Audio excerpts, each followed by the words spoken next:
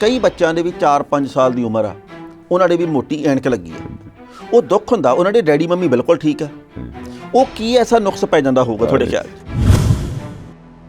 ਐਨਕ ਦਾ ਲੱਗ ਜਾਣਾ ਕਦੀ ਬਹੁਤ ਵਾਰੀ ਇਹ ਨਾ ਸਮਝੋ ਕਿ ਬਿਮਾਰੀ ਆ, ਉਹਦੀ ਲੋੜ ਪੈ ਗਈ ਉਹਨੂੰ। ਬੱਚਿਆਂ ਦੇ ਵਿੱਚ ਅਸੀਂ ਇਹ ਕਹਿੰਦੇ ਕਿ ਐਨਕਾਂ ਉਤਾਰਨੀਆਂ ਨਹੀਂ ਚਾਹੀਦੀਆਂ ਕਿਉਂਕਿ ਬੱਚਾ ਡਿਵੈਲਪ ਹੋ ਰਿਹਾ, ਵੱਡਾ ਹੋ ਰਿਹਾ, ਤੇ ਜਦੋਂ ਉਹਦਾ ਕੱਦ ਵੱਧ ਰਿਹਾ ਤੇ ਅੱਖ ਵੱਧ ਰਹੀ ਹੈ। ਇੱਕ ਤਾਂ ਸਟੇਜਿਸ, ਉਹਦੇ ਕਾਰਨ, ਉਹਦਾ ਮੁਆਇਨਾ, ਉਹਦੇ ਮੁਤਾਬਕ ਅਸੀਂ ਹਰ ਇੱਕ ਦੀ ਐਨਕ ਉਤਾਰ ਸਕਦੇ ਹਾਂ। ਮੈਂ ਕਹੂੰਗਾ 18 ਤੋਂ ਲੈ ਕੇ ਭਾਵੇਂ 100 ਸਾਲ ਤੱਕ ਤਾਂ ਐਨਕ ਉਤਾਰੀ ਜਾ ਸਕਦੀ ਆ। ਉਹ ਕਹਿੰਦੇ ਵੀ ਪੁੱਤ ਮੈਂ ਅੱਖ ਬਣਵਾਈ ਸੀ ਜੀ, ਉਦੋਂ ਫਿਰ ਭਾਈ ਪੁੜਪੜੀਆਂ ਬੜੀਆਂ ਮੇਰੀਆਂ ਵੱਜੀਆਂ। ਤੇ ਇਹ ਕੀ ਸੱਚੀ ਮੁੱਚੀ ਗੱਲਾਂ ਵੀ ਭਾਈ ਡੋਲ ਪੈ ਜਾਂਦੀ ਆ? ਇੰਨਾ ਹੀ ਰਹਿ ਗਿਆ ਕਿ ਬੈਠੇ ਬੰਦੇ ਦਾ ਆਪਰੇਸ਼ਨ ਨਹੀਂ ਕਰਦੇ, ਲੰਮਾ ਪਾ ਕੇ ਕਰਨਾ ਪੈਂਦਾ। ਬਾਕੀ ਤੇ ਤੁਰਦਾ ਫਿਰਦਾ ਹੀ ਬੰਦਾ ਆਉਂਦਾ ਤੇ ਤੁਰਦਾ ਫਿਰਦਾ ਹੀ ਜਾਂਦਾ ਆ।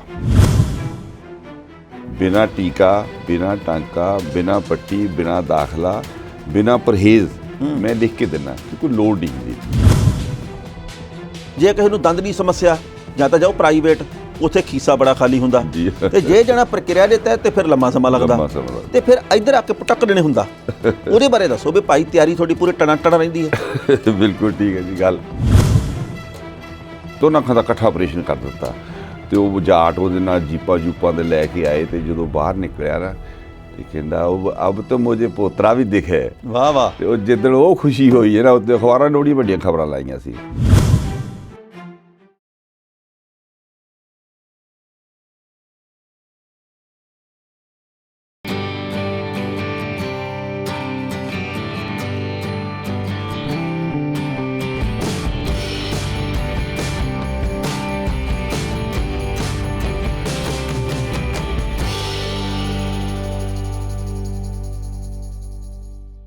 ਸਤਿ ਸ਼੍ਰੀ ਅਕਾਲ ਜੀ, ਤੁਸੀਂ ਪ੍ਰਾਈਮ ਮਿਨਿਸਟਰ ਟੈਲੀਵਿਜ਼ਨ ਦੇਖ ਰਹੇ ਹੋ। ਦੋਸਤੋ, ਮੈਂ ਹਾਂ ਸਵਰਨ ਸਿੰਘ ਟਹਿਣਾ ਤੇ ਪ੍ਰੋਗਰਾਮ ਪ੍ਰਾਈਮ ਹੈਲਥ ਲੈ ਕੇ ਇੱਕ ਵਾਰ ਫਿਰ ਹਾਜ਼ਰ ਹਾਂ। ਗਾਹੇ ਬਗਾਹੇ ਅਸੀਂ ਇਸ ਪ੍ਰੋਗਰਾਮ ਦੇ ਵਿੱਚ ਸਿਹਤ ਨਾਲ ਜੁੜੀਆਂ ਕਈ ਗੱਲਾਂ ਦੇ ਉੱਤੇ ਚਰਚਾ ਕਰਦੇ, ਤੇ ਸਾਡੇ ਨਾਲ ਸਟੂਡੀਓ ਦੇ ਵਿੱਚ ਮਾਹਰ ਡਾਕਟਰ ਸਾਹਿਬਾਨ ਆਉਂਦੇ ਨੇ। ਸਾਡੇ ਕੋਲ ਜਦੋਂ ਵੀ ਅਕਾਲ ਹਸਪੀਟਲ ਤੋਂ ਡਾਕਟਰ ਬਲਵੀਰ ਸਿੰਘ ਭੌਰਾ ਸਾਹਿਬ ਆਉਂਦੇ ਨੇ ਤਾਂ ਉਹਨਾਂ ਦੇ ਵੱਲੋਂ ਦੱਸਿਆ ਜਾਂਦਾ ਜੀ ਕਿ ਅੱਖਾਂ ਦੀ ਸੰਭਾਲ ਕਿਵੇਂ ਕਰਨੀ। ਦੇਖੋ, ਪਹਿਲੀ ਗੱਲ ਤਾਂ ਇਹ ਵੀ ਸੰਭਾਲ ਕਿਵੇਂ ਕਰਨੀ ਆ, ਇਹ ਦੂਜੀ ਗੱਲ ਆ ਜਿਹਨੂੰ ਆਪਾਂ ਸੈਕੰਡਰੀ ਗੱਲ ਕਹਿੰਦੇ ਵੀ ਭਾਈ ਇਹਨਾਂ ਦਾ ਇਲਾਜ ਕਿਵੇਂ ਕਰਨਾ। ਜੇ ਸੰਭਾਲ ਹੀ ਕੀਤੀ ਜਾਵੇ, ਨਿਯਮਾਂ ਦੇ ਵਿੱਚ ਰਿਹਾ ਜਾਵੇ, ਤਰੀਕੇ ਨਾਲ ਚੱਲਿਆ ਜਾਵੇ, ਤੇ ਅੱਖਾਂ ਦਾ ਧਿਆਨ ਜਿਹੜਾ ਉਹ ਬਹੁਤਾ ਕੋਈ ਨਿਗਾਹ ਦਾ ਕੇਂਦਰਿਤ ਨਾ ਮੋਬਾਈਲਾਂ ਦੇ ਉੱਤੇ ਰਵੇ ਤੇ ਨਾ ਟੀਵੀ ਦੇ ਉੱਤੇ ਰਵੇ, ਅਸੀਂ ਬਹੁਤੀ ਲਿਸ਼ਕੋਰ ਦੇ ਵਿੱਚ ਨਾ ਜਾਈਏ। ਜਿਵੇਂ ਕਿ ਪਿਛਲੀ ਵਾਰ ਡਾਕਟਰ ਸਾਹਿਬ ਨੇ ਦੱਸਿਆ ਸੀ, ਤਾਂ ਉਹਦੇ ਵਰਗੀ ਰੀਸ ਕੋਈ ਨਹੀਂ। ਪਰ ਕਿਉਂਕਿ ਅੱਜ ਕੱਲ੍ਹ ਜੀਵਨ ਸ਼ੈਲੀ ਬਦਲੀ ਆ, ਖਾਣ ਪੀਣ ਦੇ ਤਰੀਕੇ ਬਦਲੇ ਆ। ਅੱਜ ਕੱਲ੍ਹ ਨਿੱਕੀ ਉਮਰ ਦੇ ਵਿੱਚ ਬਰਗਰਾਂ ਪੀਜ਼ਿਆਂ ਦੇ ਉੱਤੇ ਅਸੀਂ ਨਿਰਭਰ ਹੋ ਜਾਂਦੇ ਹਾਂ, ਤੇ ਹਰੀਆਂ ਸਬਜ਼ੀਆਂ ਤੋਂ ਦੂਰ ਹਾਂ, ਤੇ ਕਈ ਕਾਰਨ ਆ। ਖੈਰ, ਇਹ ਸਾਰੀਆਂ ਗੱਲਾਂ ਦੱਸਣ ਵਾਲੀਆਂ ਹੈਗੀਆਂ ਡਾਕਟਰ ਭੌਰਾ ਸਾਹਿਬ ਦੇ, ਤੇ ਗੱਲਬਾਤ ਕਰਨੇ ਅੱਜ ਫਿਰ ਉਹਨਾਂ ਦੇ ਨਾਲ ਕਿ ਕੀ ਕਰਨਾ ਚਾਹੀਦਾ, ਤੇ ਐਨਕਾਂ ਮੋਟੀਆਂ ਨਿੱਕੀ ਉਮਰ ਦੇ ਵਿੱਚ ਹੀ ਕਿਉਂ ਲੱਗ ਜਾਣਗਾ, ਇਹ ਐਨਕਾਂ ਲਾਈਆਂ ਕਿਵੇਂ ਜਾ ਸਕਦੀਆਂ, ਤੇ ਜੋ ਬਜ਼ੁਰਗਾਂ ਦੀਆਂ ਧਾਰਨਾਵਾਂ ਬਣੀਆਂ ਹੁੰਦੀਆਂ ਵੀ ਭਾਈ ਅੱਖ ਬਣਵਾਈ ਆ ਤੇ ਹੁਣ ਤਾਂ ਭਾਈ ਇਉਂ ਕਰਨਾ ਹੀ ਪੈਣਾ, ਇਹ ਕਿੰਨਾ ਕੁ ਔਖਾ ਕੰਮ ਆ, ਡਰਨ ਵਾਲੀ ਕਿੰਨੀ ਕੁ ਗੱਲ ਆ। ਪਹਿਲਾਂ ਕਰ ਦਿਓ ਸਵਾਗਤ ਡਾਕਟਰ ਸਾਹਿਬ, ਸਤਿ ਸ਼੍ਰੀ ਅਕਾਲ। ਧੰਨਵਾਦ ਜੀ, ਬਹੁਤ ਬਹੁਤ ਤੁਹਾਡਾ, ਪ੍ਰਾਈਮ ਏਸ਼ੀਆ ਦਾ, ਅਮਨ ਖਟਕੜ ਜੀ ਦਾ, ਸਾਰੀ ਟੀਮ ਦਾ ਬਹੁਤ ਧੰਨਵਾਦ, ਜਿਨ੍ਹਾਂ ਰਾਹੀਂ ਅਸੀਂ ਲੋਕਾਂ ਦੇ ਰੂਬਰੂ ਹੁੰਦੇ ਹਾਂ। ਲੱਖਾਂ ਲੋਕਾਂ ਦੇ ਰੂਬਰੂ ਹੋ ਕੇ ਆਪਣੇ ਭਾਵ ਪ੍ਰਗਟ ਕਰਦੇ। ਬਹੁਤ ਬਹੁਤ ਧੰਨਵਾਦ ਡਾਕਟਰ ਸਾਹਿਬ। ਮੈਂ ਨਾ ਬਹੁਤ ਸਾਰੇ ਸਤਿਕਾਰਯੋਗ ਸਾਡੇ ਬਜ਼ੁਰਗ ਜਿਹੜੇ ਨੇ ਜੀ, ਉਹਨਾਂ ਦੇ ਨਾਲ ਜਦੋਂ ਗੱਲ ਕਰਦਾ, ਉਹਨਾਂ ਦੀਆਂ ਕੁਝ ਪਤਾ ਨਹੀਂ ਵੀ ਧਾਰਨਾਵਾਂ ਨੇ ਜਾਂ ਇਹ ਸੱਚੀ ਮੁੱਚੀ ਇੱਦਾਂ ਹੁੰਦਾ ਹੋਊਗਾ, ਮੈਨੂੰ ਤਾਂ ਗਿਆਨ ਨਹੀਂ ਇਹਦੇ ਬਾਰੇ ਜੀ। ਉਹ ਕਹਿੰਦੇ ਵੀ ਪੁੱਤ ਮੈਂ ਅੱਖ ਬਣਵਾਈ ਸੀ ਜੀ, ਉਦੋਂ ਫਿਰ ਭਾਈ ਪੁੜਪੜੀਆਂ ਬੜੀਆਂ ਮੇਰੀਆਂ ਵੱਜੀਆਂ ਜੀ। ਅੱਖ ਬਣਵਾਉਣੀ ਸੀ, ਪਰ ਕਿਉਂਕਿ ਉਦੋਂ ਫਿਰ ਤੁਰਨ ਫਿਰਨ ਦੇ ਨਾਲ ਡੋਲ ਪੈ ਜਾਂਦੀ ਹੈ, ਤੇ ਹਾਲੇ ਮੈਂ ਸਿਆਲ ਜੇ ਜਦੋਂ ਨਿਕਲ ਗਏ ਤੇ ਫਿਰ ਭਾਈ ਇਹ ਮਾਰਚ ਅਪ੍ਰੈਲ ਦੇ ਵਿੱਚ ਅੱਖ ਬਣਵਾਉਣੀ ਆ ਜੀ। ਤੇ ਇਹ ਕੀ ਸੱਚੀ ਮੁੱਚੀ ਗੱਲਾਂ ਵੀ ਭਾਈ ਡੋਲ ਪੈ ਜਾਂਦੀ ਆ, ਇਹ ਪੁੜਪੜੀਆਂ ਵੱਜਦੀਆਂ ਉਦੋਂ ਕਿ ਨਹੀਂ? ਦੇਖੋ, ਇਸ ਤਰ੍ਹਾਂ ਉਹ ਲੋਕ ਜਿਹੜੇ ਆਪਣੇ ਬਜ਼ੁਰਗ ਬਹੁਤ ਹੱਦ ਤੱਕ ਠੀਕ ਨੇ। ਕੋਈ ਜ਼ਮਾਨਾ ਸੀ ਸਾਡੇ ਕੋਲ ਬਹੁਤੀਆਂ ਸੁਵਿਧਾਵਾਂ ਨਹੀਂ ਸੀ, ਸਾਡੇ ਕੋਲ ਬਹੁਤਾ ਇੰਤਜ਼ਾਮ ਨਹੀਂ ਸੀ। ਕੈਂਪ ਲੱਗਿਆ ਕਰਦੇ ਸੀ ਚੰਗੇ ਮੌਸਮ 'ਚ, ਤੇ ਹਜ਼ਾਰਾਂ ਦੀ ਤਾਦਾਦ 'ਚ ਲੋਕ ਆਉਂਦੇ, ਤੇ 100 ਦੀ ਤਾਦਾਦ 'ਚ ਆਪਰੇਸ਼ਨ ਕੀਤੇ ਜਾਂਦੇ ਸੀ ਬਿਨਾਂ ਟਾਂਕਿਆਂ ਤੋਂ। ਬਿਨਾਂ ਟਾਂਕੇ ਤੋਂ ਉਦੋਂ ਹੁੰਦੇ ਸੀ ਵੱਡਾ ਸਾਰਾ ਚੀਜ਼ ਦਾ, ਕੋਈ ਟਾਂਕਾ ਵੀ ਨਹੀਂ ਸੀ ਲਾਉਂਦੇ, ਤੇ ਬੰਦੇ ਨੂੰ ਮੰਜੇ 'ਤੇ ਲਿਟਾ ਦਈਦਾ ਸੀਗਾ, ਉਹਨੂੰ ਹਿੱਲਣ ਨਹੀਂ ਸੀ ਦੇਈਦਾ, ਤੇ ਜੇ ਹਿੱਲ ਜਾਂਦਾ ਤੇ ਉਹ ਟਾਂਕਾ ਦਾ ਲੱਗਾ ਨਹੀਂ, ਉਹ ਸਭ ਕੁਝ ਵਗ ਜਾਂਦਾ ਸੀਗਾ। ਇਸ ਕਰਕੇ ਉਹਨੂੰ, ਉਹ ਜੇ ਕਈ ਵਾਰੀ ਆਇਆ ਤਾਂ ਅੱਖਾਂ ਦਾ ਆਪਰੇਸ਼ਨ ਕਰਾਉਣਾ ਆਇਆ ਹੁੰਦਾ ਸੀ, ਤੇ ਉਹ ਜ਼ਖਮ ਪਿੱਛੇ ਜਿਹਨੂੰ ਬੈਡ ਸੁਰ ਕਰ ਰੱਖ ਜਾਂਦਾ ਸੀ। ਸੋ ਉਹਨਾਂ ਦੀ ਧਾਰਨਾਵਾਂ ਸੱਚੀਆਂ ਨੇ, ਪਰ ਹੁਣ ਦੁਨੀਆ ਬਦਲ ਗਈ ਹੈ। ਹੁਣ ਤਾਂ ਅਸੀਂ ਇੰਨਾ ਹੀ ਰਹਿ ਗਿਆ ਕਿ ਬੈਠੇ ਬੰਦੇ ਦਾ ਆਪਰੇਸ਼ਨ ਨਹੀਂ ਕਰਦੇ, ਲੰਮਾ ਪਾ ਕੇ ਕਰਨਾ ਪੈਂਦਾ। ਬਾਕੀ ਤੇ ਤੁਰਦਾ ਫਿਰਦਾ ਹੀ ਬੰਦਾ ਆਉਂਦਾ ਤੇ ਤੁਰਦਾ ਫਿਰਦਾ ਹੀ ਜਾਂਦਾ ਆ। ਅੱਛਾ, ਉਹਦਾ ਕਾਰਨ ਕੀ ਹੈ ਕਿ ਅਸੀਂ ਛੋਟੇ ਚੀਰੇ 'ਚ ਆਪਰੇਸ਼ਨ ਕਰਨ ਲੱਗ ਪਏ, ਸਾਡੇ ਕੋਲ ਤਰ੍ਹਾਂ ਦੇ ਲੈਂਸ ਆਉਣ ਲੱਗ ਪਏ, ਮੋਨੋਫੋਕਲ ਲੈਂਸ, ਬਾਈਫੋਕਲ ਲੈਂਸ, ਟਰਾਈਫੋਕਲ, ਮਤਲਬ ਇੱਕ ਨਜ਼ਰ, ਦੋ ਨਜ਼ਰ, ਤਿੰਨ ਨਜ਼ਰਾਂ ਦੇਣ ਲੱਗ ਪਏ। ਜਿਹੜਾ ਬੰਦਾ ਜਿਹਨੇ ਸਾਰੀ ਜ਼ਿੰਦਗੀ ਐਨਕ ਲਾਈ ਹੁੰਦੀ ਸੀ, ਉਹ ਬਿਨਾਂ ਐਨਕ ਤੋਂ ਤੁਰਿਆ ਫਿਰਦਾ, ਉਹ ਦੂਰ ਵੀ ਦੇਖਦਾ, ਵਿਚਕਾਰ ਵੀ ਨੇੜੇ ਦੇਖਦਾ। ਹੋ ਤੇ ਇਹ ਕਰਾਮਾਤ ਤਾਂ ਨਹੀਂ ਕਹਿਣਾ ਚਾਹੀਦਾ, ਸਾਇੰਸ ਦੀ ਇੱਕ ਡਿਵੈਲਪਮੈਂਟ ਹੈ। ਇਸ ਕਰਕੇ ਚੀਜ਼ਾਂ ਬਦਲ ਗਈਆਂ, ਆਪਾਂ ਨੂੰ ਉਹਨਾਂ ਦੇ ਵਿੱਚੋਂ ਸਮਝਣ ਦੀ ਲੋੜ ਹੈ। ਆਪਾਂ ਨੂੰ ਕੋਈ ਬਹੁਤੇ ਪਰਹੇਜ਼ ਦੀ ਲੋੜ ਨਹੀਂ। ਮੈਂ ਤਾਂ ਆਪਣੇ ਮਰੀਜ਼ਾਂ ਨੂੰ ਕਹਿਣਾ ਕਿ ਜਿਸ ਤਰ੍ਹਾਂ ਤੁਸੀਂ ਤੁਹਾਡੀ ਜ਼ਿੰਦਗੀ ਸੀ ਉਸੇ ਤਰ੍ਹਾਂ ਦੀ ਜ਼ਿੰਦਗੀ ਰੱਖੋ, ਨਾ ਕੋਈ ਨਵੀਂ ਚੀਜ਼ ਖਾਣੀ ਆ, ਨਾ ਕੋਈ ਚੀਜ਼ ਛੱਡਣੀ ਆ। ਆਪਣੀ ਜ਼ਿੰਦਗੀ ਦੀਆਂ ਜਿਹੜੀਆਂ ਤੁਹਾਡੀਆਂ ਰੋਜ਼ ਦੀਆਂ ਸੀਗੀਆਂ ਰੂਟੀਨ ਵਰਕਸ, ਉਹ ਉੱਦਾਂ ਹੀ ਰੱਖਣਾ। ਅਤੇ ਫਿਰ ਜਦੋਂ 2-4 ਅਸੀਂ ਕਰਦੇ, ਫਿਰ ਉਹਦਾ ਵੀ ਤਾਂ ਚਰਚਾ ਹੁੰਦਾ ਹੌਲੀ ਹੌਲੀ, ਪਰ ਉਹ ਚਰਚਾ ਹੁਣ ਥੋੜ੍ਹਾ ਉਹ 100 ਸਾਲਾਂ ਦਾ ਪੁਰਾਣਾ ਚਰਚਾ ਜਿਹੜਾ ਚੱਲ ਰਿਹਾ। ਸੋ ਪੁੜਪੁੜੀਆਂ 'ਚ ਵਗਣਾ, ਜਿਹੜੀ ਤੁਸੀਂ ਗੱਲ ਕਰਦੇ ਆ ਕਿ ਹੁਣ ਕਿਸੇ ਤੇ ਆਪਰੇਸ਼ਨ ਉਦੋਂ ਜਿਹੋ ਜਿਹੇ ਹੁੰਦੇ ਸੀ, ਉਹ 'ਚ ਕਾਲਾ ਮੋਤੀਆ ਹੁੰਦਾ ਸੀ, ਪੁੜਪੁੜੀ ਹੁੰਦੀ ਸੀ। ਇੱਕ ਸਭ ਤੋਂ ਵੱਡਾ ਬੰਦੇ 'ਚ ਮਨ ਡਰ ਹੁੰਦਾ। ਜਿਹੜਾ ਡਰ ਆ ਉਹ ਬੰਦੇ ਨੂੰ ਡਰ ਕੇ ਆ ਕੇ ਸਭ ਕੁਛ ਹੈ। ਉਹ ਡਰ ਜਿਹੜਾ ਨਾ, ਵੀ ਮੇਰੇ ਅੱਖ ਦਾ ਆਪਰੇਸ਼ਨ ਪਤਾ ਨਹੀਂ ਬਣਨੀ ਕਿ ਨਹੀਂ ਬਣਨੀ, ਉਦੋਂ ਇੱਦਾਂ ਹੁੰਦਾ ਸੀ। ਅਸੀਂ ਹੁਣ ਕਹਿੰਦੇ ਵੀ ਅੱਖ ਖਰਾਬ ਕਿਉਂ ਹੋਣੀ ਹੈ? ਬਹੁਤ ਘੱਟ ਖਰਾਬ ਹੁੰਦੀਆਂ ਨੇ। ਇਸ ਕਰਕੇ ਉਹਨਾਂ ਦੀਆਂ ਧਾਰਨਾਵਾਂ ਠੀਕ ਨੇ, ਅਤੇ ਆਪਾਂ ਨੂੰ ਇਸ ਨਵੇਂ ਸਮੇਂ ਵਿੱਚ ਬਦਲਦੀਆਂ ਜਿਹੜੀਆਂ ਸਥਿਤੀਆਂ ਦੇ ਵਿੱਚ ਉਹ ਆਪਣੀ ਨਵੀਆਂ ਕਨਸੈਪਟ ਬਣਾਉਣੇ। ਪਰ ਡਾਕਟਰ ਸਾਹਿਬ ਸਵਾਲ ਇੱਕ ਇਹ ਵੀ ਹੈ ਵੀ ਮੰਨ ਲਓ ਕੋਈ ਵੀ ਆਪਣੇ ਬਜ਼ੁਰਗ ਨੂੰ ਲੈ ਕੇ ਆਉਂਦਾ ਤੁਹਾਡੇ ਕੋਲ ਜੀ, ਵੀ ਭਾਈ ਇਹਨਾਂ ਦਾ ਆਪਰੇਸ਼ਨ ਕਰਨਾ, ਇਹਨਾਂ ਨੂੰ ਹੈਗਾ ਜੀ ਚਿੱਟਾ ਮੋਤੀਆ ਜਾਂ ਕੋਈ ਵੀ ਅੱਖ ਦੀ ਸਮੱਸਿਆ ਹੈਗੀ ਆ, ਉਹ ਫਿਰ ਜਦੋਂ ਤੁਸੀਂ ਆਪਰੇਸ਼ਨ ਕਰ ਦਿੰਦੇ, ਲੈਂਸ ਪਾ ਦਿੰਦੇ ਆ, ਕਿੰਨੇ ਕੁ ਦਿਨਾਂ ਬਾਅਦ ਉਹਦੀ ਪੱਟੀ ਲੈ ਜਾਂਦੀ ਹੈ ਅਤੇ ਫਿਰ ਉਹ ਆਮ ਵਰਗੀ ਜ਼ਿੰਦਗੀ ਬਸਰ ਕਰਨ ਲੱਗ ਪੈਂਦਾ? ਵੀ ਹਫ਼ਤਾ ਪਰਹੇਜ਼ ਰੱਖਣਾ, 10 ਦਿਨ ਰੱਖਣਾ, 2 ਦਿਨ ਰੱਖਣਾ, 20 ਦਿਨ ਰੱਖਣਾ, ਕਿੰਨਾ ਕੁ ਚਿਰ ਜੀ? ਦੇਖੋ, ਜਿੱਥੇ ਤੱਕ ਮੇਰੇ ਇੰਸਟੀਟਿਊਸ਼ਨ ਦਾ ਮੇਰਾ ਹਿਸਾਬ, ਤੇ ਮੈਂ ਤਾਂ ਕੋਈ ਪਰਹੇਜ਼ ਨਹੀਂ ਦੱਸਦਾ। ਬਿਨਾਂ ਟੀਕਾ, ਬਿਨਾਂ ਟਾਂਕਾ, ਬਿਨਾਂ ਪੱਟੀ, ਬਿਨਾਂ ਦਾਖਲਾ, ਬਿਨਾਂ ਪਰਹੇਜ਼ ਮੈਂ ਲਿਖ ਕੇ ਦਿੰਦਾ, ਕਿਉਂਕਿ ਲੋੜ ਨਹੀਂ ਹੁੰਦੀ। ਕਿਉਂਕਿ ਅਸੀਂ ਇੰਨਾ ਛੋਟਾ ਚੀਰਾ ਦੇ ਕੇ ਅੱਖ ਨੂੰ ਬੰਦ ਕਰ ਦਿੰਦੇ। ਕੁਛ ਇਹ ਸਭ ਕੁਛ ਕੀਤਾ ਜਾਂਦਾ ਸੀ ਕਿ ਅੱਖ ਦੇ ਅੰਦਰ ਕੁਛ ਚਲੇ ਨਾ ਜਾਵੇ, ਕਣ ਨਾ ਚਲਾ ਜਾਵੇ, ਕਣ ਇਨਫੈਕਸ਼ਨ ਨਾ ਚੱਲ ਜਾਵੇ। ਉਹ ਤਾਂ ਅਸੀਂ ਉੱਥੇ ਟੇਬਲ 'ਤੇ ਹੀ ਬੰਦ ਕਰ ਦਿੰਦੇ ਹਾਂ। ਸੋ ਮਰੀਜ਼ ਬਿਨਾਂ ਪੱਟੀ ਤੋਂ ਜਾਂਦਾ, ਅਤੇ ਅਸੀਂ ਕਈ ਵਾਰੀ ਚਲੋ ਘਰ ਤੱਕ ਜਾਣ ਲਈ 2 ਘੰਟੇ ਪੱਟੀ ਕਦੀ ਕਰ ਦਿੰਦੇ ਹਾਂ, ਅਤੇ ਕੁਛ ਲੋੜ ਨਹੀਂ ਹੁੰਦੀ, ਕਿਸੇ ਪਰਹੇਜ਼ ਦੀ ਲੋੜ ਨਹੀਂ ਹੁੰਦੀ। ਇਹਨੂੰ ਡਰਾਈ ਬੈਕ ਸਰਜਰੀ ਅਸੀਂ ਕਹਿੰਦੇ ਕਿ ਤੁਸੀਂ ਵਾਪਸੀ 'ਤੇ ਜਾ ਰਹੇ ਹੋ। ਹੁਣ ਸਭ ਤੋਂ ਗੱਲ ਜਿਹੜਾ ਅੱਜ ਆਪਣੇ ਵਿਸ਼ੇ 'ਤੇ ਆਈਏ ਕਿ ਅਸੀਂ ਹੁਣ ਚਿੱਟਾ ਮੋਤੀਆ ਨਹੀਂ ਕੱਢਦੇ ਇਕੱਲਾ, ਅਸੀਂ ਉਹਦੀ ਐਨਕ ਵੀ ਉਤਾਰਦੇ ਆ ਨਾਲ। ਔਰ ਇੱਕ ਆਦਮੀ ਜਿਹਨੇ ਸਾਰੀ ਜ਼ਿੰਦਗੀ ਬਚਪਨ ਤੋਂ ਐਨਕ ਲਾਈ ਆ, ਉਹਦੀ ਐਨਕ ਉਤਾਰ ਦਿੰਦੇ ਆ। ਇੱਕ ਉਹ ਆਦਮੀ ਜਿਹੜਾ ਹੁਣ 40 ਸਾਲ ਤੋਂ ਬਾਅਦ ਨੇੜੇ ਦੇਖ ਨਹੀਂ ਸਕਦਾ, ਥੋੜ੍ਹਾ ਚਿੱਟਾ ਮੋਤੀਆ ਹੋਇਆ, ਉਹਦੀ ਐਨਕ ਉਤਾਰ ਕੇ, ਜਿਹੜੀ ਕਿ ਉਹਨੂੰ ਨੇੜੇ ਨਜ਼ਰ ਨਹੀਂ ਸੀ ਆਉਂਦਾ, ਇੱਕ ਆਮ ਆਦਮੀ ਜਿਹਨੂੰ ਸਾਰੀ ਜ਼ਿੰਦਗੀ ਠੀਕ ਨਜ਼ਰ ਆਉਂਦਾ ਰਿਹਾ, 40 ਸਾਲ ਤੋਂ ਬਾਅਦ ਨੇੜੇ ਦੀ ਐਨਕ ਲੱਗ ਗਈ, ਦੂਰ ਦੀ ਨਜ਼ਰ ਠੀਕ ਹੈ, ਉਹਨੂੰ ਅਸੀਂ ਆਪਰੇਸ਼ਨ ਕਰਕੇ ਫਿਰ ਨੇੜੇ ਦੀ ਨਜ਼ਰ ਵੀ ਦੇ ਦਿੰਦੇ, ਦੂਰ ਦੀ ਨਜ਼ਰ ਵੀ ਦੇ ਦਿੰਦੇ ਹਾਂ। ਸੋ ਇਹ ਇੱਕ ਨਵੀਂ ਸਿਚੁਏਸ਼ਨ ਹੈ ਜਿਹਦੇ ਵਿੱਚ ਬਹੁਤ ਤੁਸੀਂ, ਇਸ ਲਈ ਸਾਡੇ ਕੋਲ ਲੋਕ ਹੁਣ ਜਿਹੜੇ ਨੇ ਉਹ ਚਿੱਟੇ ਮੋਤੀ ਲਈ ਨਹੀਂ ਆਉਂਦੇ, ਜਾਂ ਅਸੀਂ ਚਿੱਟੇ ਮੋਤੀ ਸਟੇਜ ਵਾਲੇ ਹੁੰਦੇ ਨੇ 50-60 ਸਾਲ ਦੇ, ਪਰ ਉਹਨਾਂ ਨੂੰ ਐਨਕਾਂ ਲੱਗੀਆਂ, ਕਿਸੇ ਨੂੰ ਨੇੜੇ ਦੀਆਂ ਲੱਗੀਆਂ, ਕਿਸੇ ਨੂੰ ਦੂਰ ਦੀਆਂ ਲੱਗੀਆਂ, ਕਿਸੇ ਨੂੰ ਸਟਿਗਮੈਟਿਜ਼ਮ ਹੋਇਆ, ਕਿਸੇ ਨੂੰ ਕੋਈ। ਉਹ ਕਿਸ ਤਰ੍ਹਾਂ ਅਸੀਂ ਕਰ ਰਹੇ ਹਾਂ ਕਿ ਅਸੀਂ, ਸਾਡੇ ਕੋਲ ਮਸ਼ੀਨਾਂ ਨੇ, ਉਹ ਸਾਡੀਆਂ ਮਸ਼ੀਨਾਂ ਸਾਨੂੰ ਦੱਸਦੀਆਂ ਨੇ ਇਹਦੇ ਕਿੰਨਾ ਸਿਲੰਡਰੀਕਲ ਡਿਫੈਕਟ ਹੈ, ਇਹਦੀ ਕਿੰਨੀ ਲੰਮੀ ਅੱਖ ਹੈ, ਕਿੰਨੀ ਚੌੜੀ ਹੈ, ਇਹ 'ਚ ਕਿਹੜਾ ਲੈਂਸ ਪਾਇਆ ਜਾਵੇ। ਉਹ ਇਸ ਕਰਕੇ ਹਰ ਉਮਰ 'ਚ ਐਨਕਾਂ ਅਸੀਂ ਉਤਾਰ ਦੇ ਦਿੰਦੇ ਹਾਂ। ਬੱਚਿਆਂ ਦੇ ਵਿੱਚ ਅਸੀਂ ਇਹ ਕਹਿੰਦੇ ਕਿ ਐਨਕਾਂ ਉਤਾਰਨੀਆਂ ਨਹੀਂ ਚਾਹੀਦੀਆਂ, ਕਿਉਂਕਿ ਬੱਚਾ ਡਿਵੈਲਪ ਹੋ ਰਿਹਾ, ਵੱਡਾ ਹੋ ਰਿਹਾ, ਅਤੇ ਜਦੋਂ ਉਹਦਾ ਕੱਦ ਵੱਧ ਰਿਹਾ ਅਤੇ ਉਹਦੀ ਅੱਖ ਵੱਧ ਰਹੀ ਹੈ, ਅਤੇ ਜੇ ਆਪਾਂ ਉਹਦੀ ਐਨਕ ਉਤਾਰ ਤਾਂ ਸਕਦੇ ਹਾਂ, ਜੇ ਉਤਾਰ ਦਿੱਤੀ ਤਾਂ ਫਿਰ ਨੰਬਰ ਤਾਂ ਫਿਰ ਆ ਜਾਊ, ਕਿਉਂਕਿ ਉਹਦੀ ਅੱਖ ਵੱਡੀ ਹੋ ਰਹੀ ਹੈ। ਸੋ ਬੱਚਿਆਂ ਵਿੱਚ ਅਸੀਂ 18 ਸਾਲ ਤੋਂ ਕਹਿੰਦੇ ਵੀ ਐਨਕ ਉਤਾਰਨ ਦੀ ਨਾ ਕਰੋ, ਪਰ ਉਹਦੇ ਲਈ ਵੀ ਕੁਝ ਚੀਜ਼ਾਂ ਹੈਗੀਆਂ ਨੇ। ਇੱਕ ਆਰਥੋਕੈਰਾਟੋਲੋਜੀ ਆਈ ਆ, ਰਾਤ ਨੂੰ ਲੈਂਸ ਲਾਇਆ ਜਾਂਦਾ, ਦਿਨੇ ਦਿਸਦਾ ਆ, ਟੈਂਪਰੇਰੀ ਹੈ, ਕੰਟੈਕਟ ਲੈਂਸ ਲਾਉਂਦੇ ਆ। ਪਰ ਬੱਚੇ ਦੀ ਅੱਖ ਜਿਹੜੀ ਆ, ਆਮ ਤੌਰ 'ਤੇ ਅਸੀਂ ਉਹਨੂੰ ਆਪਸ਼ਨ ਦਿੰਦੇ, ਜ਼ਰੂਰੀ ਨਹੀਂ ਹੁੰਦਾ। ਪਰ 18 ਸਾਲ ਤੋਂ ਬਾਅਦ ਫਿਰ 3-4 ਸਟੇਜਾਂ ਨੇ। ਪਹਿਲੀ ਗੱਲ ਤਾਂ ਯੰਗ ਪੇਸ਼ੈਂਟਸ ਨੇ ਜਿਹੜੇ 18 ਤੋਂ ਲੈ ਕੇ 32-35 ਸਾਲ ਤੱਕ, 40 ਤੋਂ ਥੱਲੇ ਆ, ਉਹਨਾਂ 'ਤੇ ਅਸੀਂ ਲੇਜ਼ਰ ਲਗਾ ਦਿੰਦੇ ਹਾਂ। ਲੇਜ਼ਰ ਨਾ ਅਸੀਂ ਦੂਰ ਦੀ ਨਜ਼ਰ ਠੀਕ ਕਰਦੇ। ਇਹ ਬੜੀ ਸਮਝਣ ਵਾਲੀ ਗੱਲ ਹੈ, ਇਹ ਲੋਕਾਂ ਦੇ ਮਨ 'ਚ ਬੜਾ ਕਨਫਿਊਜ਼ਨ ਹੈ, ਜਿਹੜੀ ਮੈਂ ਕੋਸ਼ਿਸ਼ ਕਰਨਾ ਠੀਕ ਕਰਦੇ। ਉਹਨਾਂ ਦੀ ਅਸੀਂ ਦੂਰ ਦੀ ਨਜ਼ਰ ਠੀਕ ਕਰ ਦਿੰਦੇ ਹਾਂ, ਪਰ ਉਹ 40-45 ਸਾਲ ਤੋਂ ਬਾਅਦ ਉਹ ਨੇੜੇ ਦੀ ਐਨਕ ਲੱਗ ਜਾਏਗੀ, ਇਹ ਦੱਸਿਆ ਜਾਂਦਾ। ਹੁਣ ਸਾਡੇ ਕੋਲ ਕੋਈ 40 ਸਾਲ ਦਾ ਬੰਦਾ ਆ ਗਿਆ, 45 ਸਾਲ ਦਾ ਬੰਦਾ, ਉਹਦੀ ਤਾਂ ਪਹਿਲਾਂ ਹੀ ਨੇੜੇ ਦੀ ਨਜ਼ਰ ਖਰਾਬ ਹੋ ਚੁੱਕੀ ਆ, ਦੂਰ ਦੀ ਉਹਨੂੰ ਐਨਕ ਹੈ ਜਾਂ ਨਹੀਂ, ਅਲੱਗ ਗੱਲ ਹੈ। ਉਹਨੂੰ ਫਿਰ ਅਸੀਂ ਲੈਂਸ ਬੇਸ ਸਰਜਰੀਜ਼ ਕਰਦੇ ਹਾਂ। ਲੈਂਸ ਬੇਸ ਸਰਜਰੀ ਕੀ ਇੱਕ ਅਰਲੀ ਕੈਟਰੈਕਟ ਸੈਕਸ਼ਨ ਕਰਕੇ ਉਹਦੇ ਹੁਣ ਪੁੱਛਦੇ ਆ ਵੀ ਕੀ ਕੰਮ ਕਰਦੇ ਤੁਸੀਂ, ਕਹਿੰਦੇ ਮੈਂ ਤਾਂ ਟਰੱਕ ਚਲਾਉਣਾ ਵੀ। ਫਿਰ ਅਸੀਂ ਉਹਦੇ ਜਿਹੜੇ ਅੱਖ 'ਚ ਲੈਂਸ ਐਸਾ ਪਾਉਣਾ ਜਿਹੜਾ ਟਰੱਕ ਲਈ ਚਲਾਉਣ ਲਈ ਵਧੀਆ, ਨਾਈਟ ਵਿਜ਼ਨ ਵਧੀਆ ਆ, ਨੇੜੇ ਦੀ ਭਾਵੇਂ ਬਹੁਤ ਵਧੀਆ ਨਾ ਹੋਵੇ, ਉਹਦੇ ਲਈ ਇੱਕ ਸਪੈਸ਼ਲ ਲੈਂਸ ਹੈ। ਇੱਕ ਬੰਦਾ ਜੀ ਸੁਨਿਆਰਾ ਆ, ਕੋਈ ਡਾਕਟਰ ਆ, ਉਹਨੂੰ ਅਸੀਂ ਨੇੜੇ ਦੀ ਨਜ਼ਰ ਫੋਕਸ ਕਰਦੇ ਹਾਂ, ਉਹਨੇ ਟਰੱਕ ਨਹੀਂ ਚਲਾਉਣਾ, ਉਹਨੇ ਰਾਤ ਨੂੰ ਨਹੀਂ, ਉਹਦੀ ਜ਼ਿਆਦਾ ਇੰਪੋਰਟੈਂਟ ਆ, ਉਹਦੇ ਲਈ ਸਪੈਸ਼ਲ ਲੈਂਸ ਹੈ।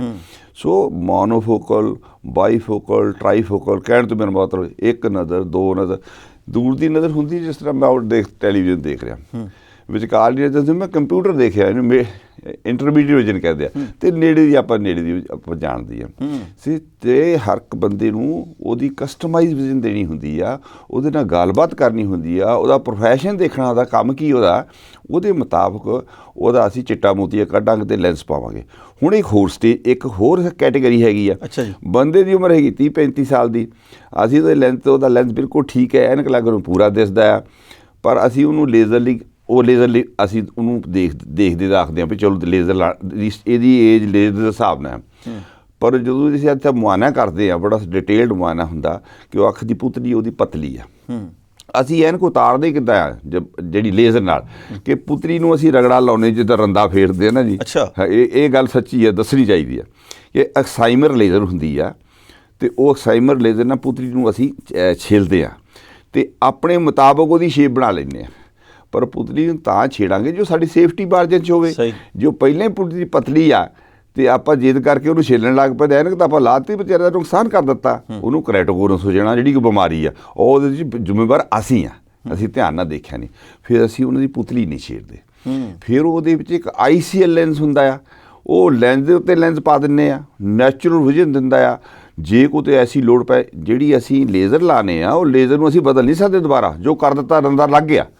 ਪਰ ਜਿਹੜਾ ICL ਅਸੀਂ ਉਹਨੂੰ ਕੱਢ ਵੀ ਸਕਦੇ ਆ, ਵੱਡੀ ਉਮਰ 'ਚ ਉਹਨੂੰ ਚਿੱਟਾ ਮੋਤੀ ICL ਕੱਢ ਲੈਣਾ ਸੀ, ਕੱਢ ਕੇ ਚਿੱਟੇ ਮੋਤੀ ਆਪਰੇਸ਼ਨ ਕਰਨਾ।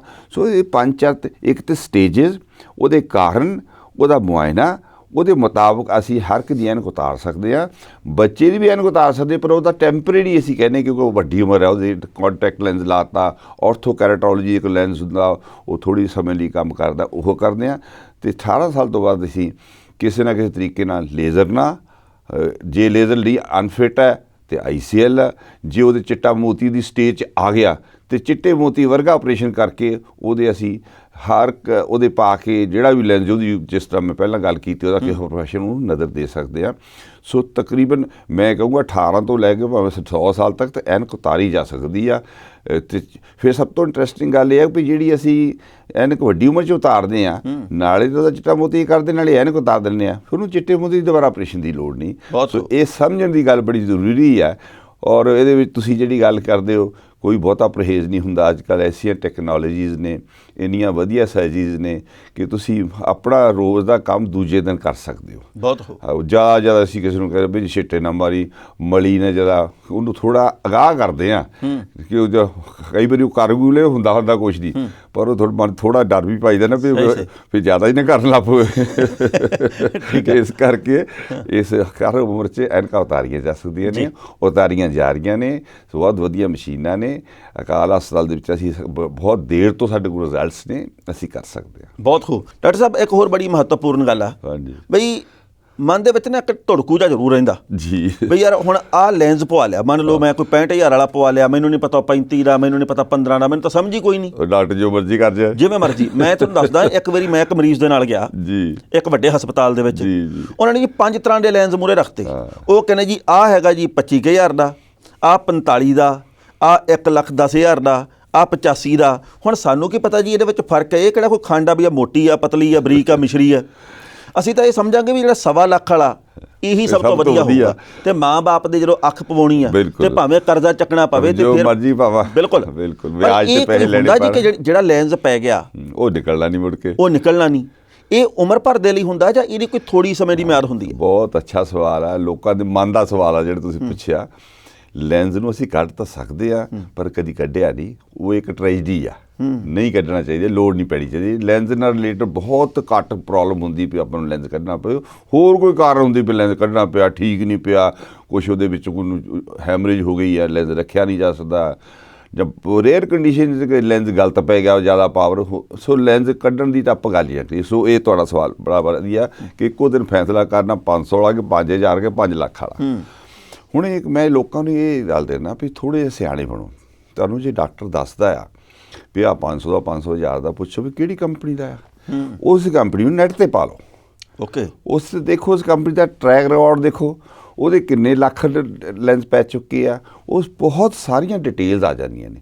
ਅਤੇ ਲੋਕ ਤਾਂ ਕਹਿੰਦੇ ਵੀ ਡਾਕਟਰ ਸਾਡੇ ਕਈ ਵਾਰ ਕਹਿੰਦੇ ਅਸੀਂ ਔਖੇ ਹੋ ਗਏ ਯਾਰ ਇੰਟਰਨੈਟ ਕਰਕੇ। ਮੈਂ ਕਹਿੰਦਾ ਸੌਖੇ ਬੜੇ ਹੋ ਗਏ ਆ।